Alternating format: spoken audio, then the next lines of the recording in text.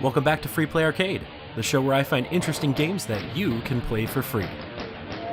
What if Doom were a bit more like Commander Keen?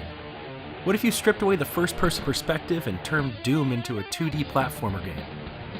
What you'd have instead is miniDoom. miniDoom by Calavera Studio is a true love letter to the Doom franchise. It's violent, it's gory, and it's grim. This is a project made by fans for fans of the Doom series. In case you've never played a Doom game before, or are just curious if miniDoom is a radical departure from the staples of the series, I can tell you that miniDoom falls right in line.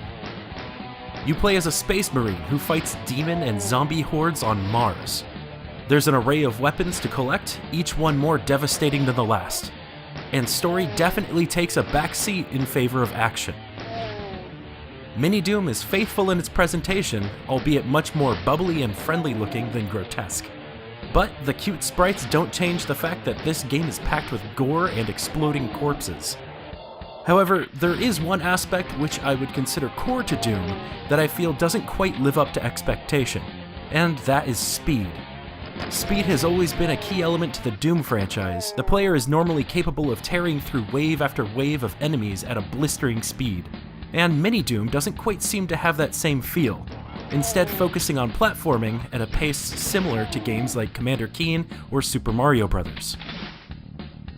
I do have a few issues in relation to the controls for miniDoom.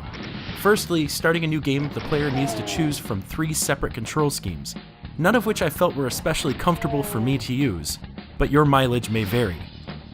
Also along those lines, I was a little disappointed that there didn't appear to be any built-in controller support. But that is a problem I hear is being remedied in miniDoom 2, along with many more aesthetic improvements. I can't wait to check it out. I just want to say how thankful I am that games like Doom, even after more than 20 years, can still inspire new, lovingly crafted projects around it. It doesn't matter if it's the latest Doom to roll out of id, a large modding team making a new story, or if it's just a couple of friends working on a bit of fan service for fun in their spare time. Is miniDoom a perfectly polished final product made for retail? Nah. But it is plenty of fun, and worth checking out to see a new take on an old industry staple.